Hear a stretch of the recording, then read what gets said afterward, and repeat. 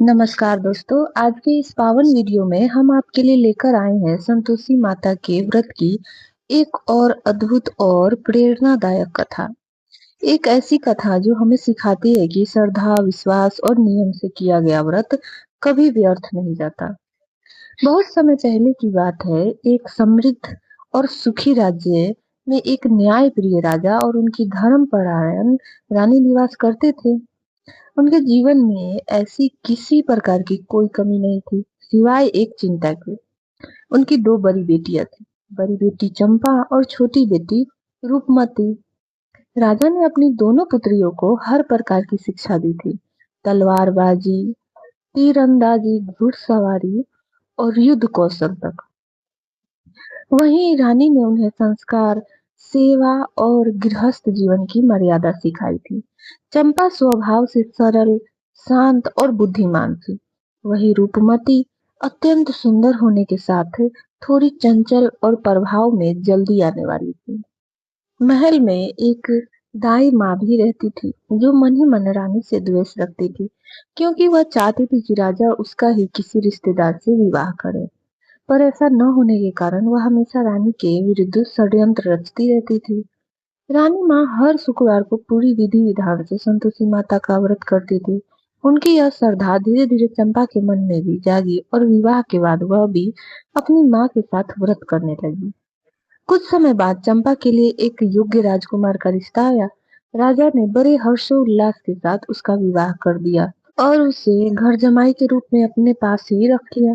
विवाह के बाद चंपा का जीवन सुखमय बीतने लगा और संतोषी माता की कृपा से वह शीघ्र ही गर्भवती भी हो गई।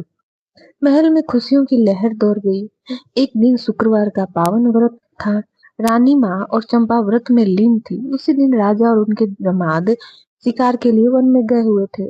इसी अवसर का लाभ उठाकर दाई माँ ने एक घिनौनी चाल चली।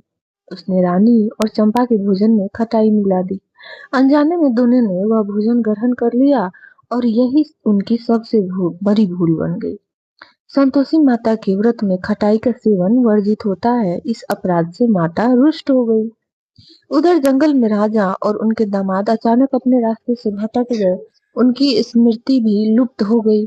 वह अपने सिपाहियों से अलग होकर इधर उधर भटकने लगे। भूख और प्यास से व्याकुल होकर अंततः वे दोनों बेहोश हो गए। उसी समय कुछ साधु संत वहां से गुजर रहे थे। उन्होंने दोनों को देखा और दया करके उन्हें अपने आश्रम में ले गए। इधर महल में सिपाही खोजते खोजते थक गए और अंततः खाली हाथ लौट आए। यह सुनकर चंपा का हृदय टूट गया, लेकिन रानी माँ ने धैर्य बनाए रखा और पूरे राज्य में खोज जारी रखवाई। कई दिन बीत गए, परंतु राजा और दामाद का कोई समाचार नहीं मिला। अगले शुक्रवार जब रानी और चंपा फिर से व्रत कर रही थी, तभी दाई माँ एक बार फिर वही कुटिल कार्य करने लगी। लेकिन इस बार रानी माँ की नजर उस पर पड़ गई। रानी ने तुरंत उसे पकड़ लिया और कठोरता से पूछा कि तब दाई माँ ने अपना सारा अपराध स्वीकार कर लिया। उसने बताया कि उसने पहले भी भोजन में खटाई मिलाई थी। यह सुनकर रानी माँ को अपनी भूल का एहसास हुआ और उन्होंने तुरंत दाई माँ को कारागार में डलवा दिया। अब रानी माँ और चंपा दोनों ने सच्चे मन से संतोषी माता से क्षमा मांगी। उन्होंने हाथ जोड़कर प्रार्थना की, हे माता, हमसे अनजाने में भूल हो गई। कृपा करके हमें क्षमा करें और हमारे परिवार को पुनः मिलाएं। उनकी सच्ची भक्ति और पश्चाताप से माता प्रसन्न हो गई।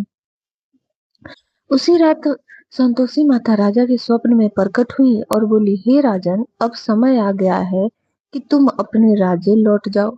तुम्हारा कष्ट समाप्त हुआ, लेकिन याद रखना, मेरे सम्मान में एक भव्य मंदिर का निर्माण अवश्य करना।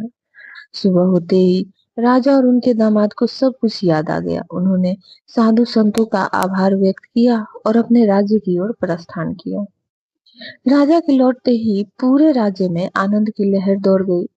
रानी माँ और चंपा की आंखों में खुशी के आंसू आ गए। राजा ने तुरंत संतोषी माता का एक भव्य मंदिर बनवाया और पूरे राज्य में उनकी महिमा का प्रचार किया। इसके बाद रानी और चंपा ने पूरे विधि विधान से व्रत का उद्यापन किया।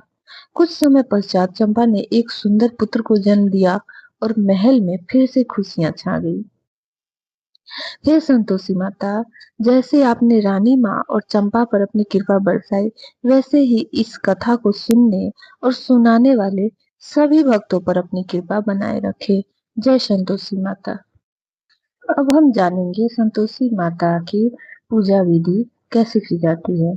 सबसे पहले सुबह जल्दी उठकर स्नान करें, घर और पूजा स्थान साफ करें, लाल या पीला कपड़ा बिछाएं, संतोषी माता की फोटो मूर्ति स्थापित करें, एक जल से भरा कलश रखें, घी का दीपक जलाएं, धूप अगरबत्ती करें और संकल्प लें। हाथ में जल और फूल लेकर बोले, हे संतोषी माता, मैं श्रद्धा और नियम से यह शुक्रवार व्रत कर रही हूँ या रहा हूँ, मेरी मनोकामना पूर्ण करें। अब जानेंगे भोग में क्या चढ़ाएं। माता को सबसे प्रिय भोग है गुड़, भुना चना, केला, खीर, पूरी और हलवा। सबसे जरूरी भोग है गुड़ चना। और व्रत कथा जरूर सुने, संतोषी माता की कथा पढ़े या सुने, हर अध्याय के बाद बोले जय संतोषी माता, अंत में आरती करें। आरती करें, कलश का जल पूरे घर में छिड़कें, बचा जल तुलसी में डाल दे, फिर गुड़ चना का प्रसाद बांटे। अब हम जानते हैं क्या ना करें और क्या करें। शुक्रवार को ही व्रत रखें, मन शांत रखें, झूठ, गुस्सा, लड़ाई से बचे, जरूरतमंदों को भोजन दें, माता का नाम जपें, 16वें शुक्रवार को उद्यापन करें, 8 बच्चों को भोजन कराएं।